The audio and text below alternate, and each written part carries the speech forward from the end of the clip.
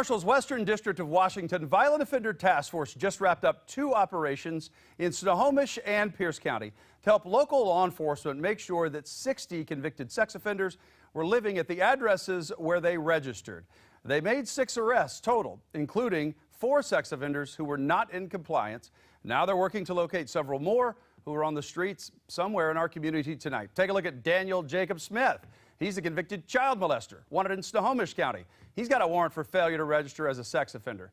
And then there's Adrian Troy Abram III, a level 3 sex offender wanted in Pierce County after he was convicted of rape in the 3rd degree. Joining us tonight is Jacob Green, the acting U.S. Marshal for the Western District of Washington. Jacob, great to see you here tonight. Thanks for being here. Great to see you too, Dave. Let's talk about that level 3 sex offender guy. What kind of danger does he pose in our community tonight? Well, very dangerous individual, level 3, the worst of the worst. He could reoffend easily, known to evade law enforcement, known to intimidate witnesses. And this is a dangerous guy. We got to get him off the street, Dave. You know, the Marshals focus on sex offenders. Where does that come from? 2006, the Adam Walsh Act was enacted to give federal partners the authority, the United States Marshal Service the authority to go after the worst of the worst and give resources to our federal, state, and local partners. You know, there's too many sex offenders in our state, and a lot of people's opinions, and keeping track of them is really important. You also have some prosecutorial powers, too, if they really flee. Right, and when you think about it, Dave, we have 22,000 registered sex offenders in Washington State. That does not include the people we don't even know about that has failed to register in our state. You know, I know you have been very proactive at expanding your violent offender task force because you're helping the locals make sure that their communities stay safe. You've been swearing in local officers. For example, we've got some video from Des Moines where you had a couple of Des Moines police officers that were now attached to your task force. Talk about what other partners you have in our community and really how that helps keep people safe.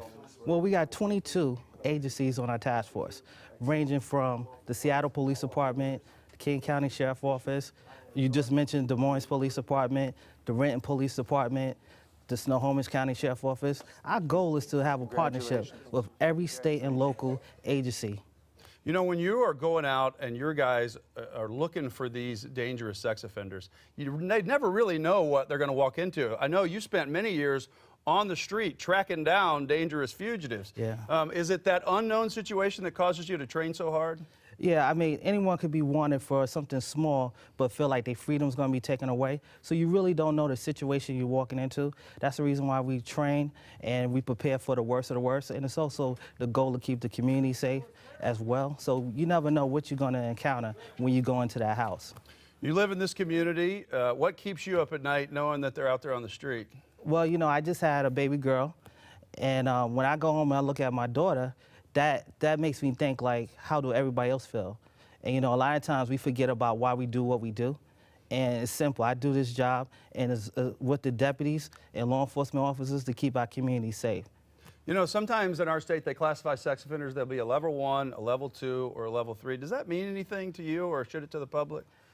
You know, level 3 is supposed to be the worst of worst. They have the propensity to repeat. But the gist of it is this: level 1, 2, or 3, they still a danger to our society or could be a harm to someone's kid. We put a lot of sex offenders on Washington's Most Wanted. You know, that is when we started the show 11 years ago, that was our primary focus, right? Because we knew these were the people that were hurting people in the community. What happens when a tip comes into you guys that you might get directly or through Crime Stoppers? Well, when we get the tip, we have investigators that's on standby, ready to utilize that information. Like you mentioned earlier, I tracked down bad guys for a long time back in New York. And our partner is a citizen. The people that watch the show, they provide information, that could be the missing piece that we need to find who we're looking for. Yeah, well, right now, out of this operation, and I know you had the ones in Pierce County, the ones in Snohomish County, you've got 5 that are wanted now. Do you have plans to do more sex offender sweeps and help locals in other counties in Western Washington? Our goal is to do a sex offender operation in every county in Washington State. That's our goal. Yeah. Well, we've got information on our website, catchwmw.com, including the U.S. Marshals Top 10 Most Wanted. And these are the new 5 sex offenders the Marshals need your help to find tonight. If you go to our website, q13fox.com or catchwmw.com, we've got all the details on how you can help get them, who they are, how you can put an anonymous tip in, or how you can also put a tip in directly to the U.S. Marshals. And there's the tip line, 1-800-222-TIPS, or you can use the P3 Tips app. You're going to get a cash reward of up to $1,000. You know, when it comes to sex offenders, it's not about the money, right? Right. Yeah, right. exactly. I've got a little bit of a surprise for you here. You've been so good to us over the last couple of years, you know, helping keep our community safe. So we've got a special Washington's Most Wanted jacket here for the U.S. Marshal, acting U.S. Marshal Jacob Green. So it's not bulletproof, but next time you're at a big press conference out there, maybe you can wear that jacket. If my son doesn't steal it from me. Yeah, there you go. See, look at there. It's right there. But look, now I got to steal a show. I only have my autograph to give you, but I have a certificate for the United States Marshal Service in appreciation of your dedication to reducing crime in our community, which is your invaluable partnership from the Western District of Washington Violent Offender Task Force. From the bottom of my heart, thank you for what you do. Thank you very much. Thank you very so much. I will accept that on behalf of all of the viewers out there that constantly call in the tips, because without the people watching tonight, without the people that are willing to step forward and give a tip to Crime Stoppers, what you and I do doesn't matter. That's right, Dave. Yeah, well, maybe what you do matters a little more than what I do. Thank you so much for being here. Come back anytime. All right, thanks for having me. All right, good to